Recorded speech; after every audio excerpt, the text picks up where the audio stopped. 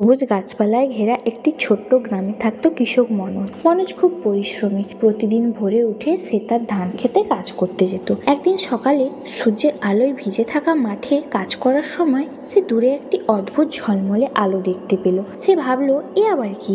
ধানের মধ্যে এমন ঝলমল করছে কেন? কৌতূহল তাকে টানতে লাগলো সেই আলোর দিকে। মনোজ আলোর কাছে গিয়ে নিচু হয়ে দেখলো একটা ছোট্ট বৃত্তাকার আলো মাটির উপর ঘুরছে। সে হাত বাড়িয়ে ছুঁতেই চারপাশ ঝাপসা হয়ে গেল। মাটির গন্ধ বদলে গেল, বাতাসে ফুলের সুবাস ছড়িয়ে পড়লো। চোখ খুলে দেখলো ধান ক্ষেত আর নেই। সে এসে পড়েছে এক রঙিন পরীর মাঠে। চারপাশে হাজারো রঙের ফুল, উড়ন্ত প্রজাপতি, আর বাতাসে ভাসছে ঝিলমিল আলো। দূরে দেখা যাচ্ছে ছোট্ট ছোট্ট পরীরা নাচছে। কারোর মাথায় ফুলের মুকুট, কারোর হাতে আলো ঝলমলে ছড়ি। মনোজ ভয়ে পিছনে সরে গেল, কিন্তু পরীরা মিষ্টি হেসে বলল, ভয় পেও না কৃষক মনোজ, তুমি এখন আমাদের মাঠে এসেছো। মনোজ অবাক হয়ে জিজ্ঞাসা করলো, তোমরা কারা?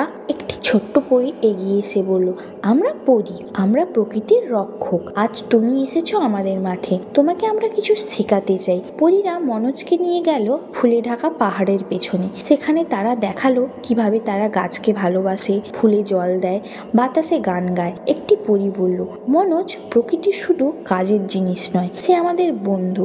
যদি তাকে ভালোবাসো, সে তোমাকে আরো সুন্দর ফসল দেবে। মনোজ অবাক হয়ে দেখলো পরীরা আকাশ থেকে আলো নিয়ে গাছের পাতায় ছুঁলেই তারা মুহূর্তেই ফুলে পরিবর্তন হয়ে যাচ্ছে। তার চোখ জলজল করে উঠল। সে মাটিতে হাঁটু গেড়ে বলল, আমাকেও শেখাও কেমন করে প্রকৃতিকে ভালোবাসতে হয়। পরীরা হাসতে হাসতে তার হাতে জাদুর জল দিল। সেই জল সে মাটিতে ছিটালো। তখনই ছোট্ট ছোট্ট চারা গাছ বেরিয়ে এলো, আর তাদের পাতা ঝিলমিল আলো। মনোজ বুঝলো, মাটিকে যত্ন দিলে ফসল তেমন ভালো হয়, তেমনি খুশিও থাকে পৃথিবী। ঠিক তখনই আকাশ থেকে নামলো এক আলো। তার ভেতর থেকে বেরিয়ে এলো পরী রানী। রানী বললেন, মনোজ, তুমি পরিশ্রমী, কিন্তু শুধু পরিশ্রমী নয়, প্রকৃতির সাথে বন্ধুত্ব তোমার প্রকৃত শক্তি।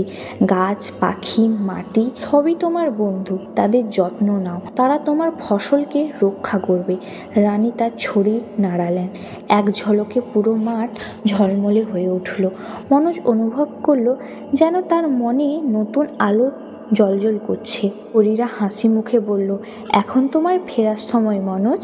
আলো ঘুরিয়ে যেতে লাগলো। বাতাসে মিষ্টি সুর বেজে উঠল। চোখ বন্ধ করতেই মনোজ নিজেকে ফিরে পেল নিজের ধান খেতে। সব আগেরই মতো, কিন্তু এবার চোখে নতুন দৃষ্টি।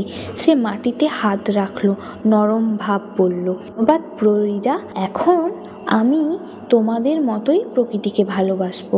সেদিন থেকে মনোজ শুধু কাজই করতো না, প্রতিদিন গাছেদের সঙ্গে কথা বলতো, পাখিদের দানা দিত এবং নদীকে পরিষ্কার রাখতো। ধীরে ধীরে তার ফসল আগের চেয়ে বেশি উর্বর হয়ে উঠল, আর তার মুখে চিরকাল হাসি থাকলো। রাতে আকাশে তারা দেখে সে প্রায় ভাবতো, ওই পরীরা তারাদের মাঝে হয়তো এখনো আছে।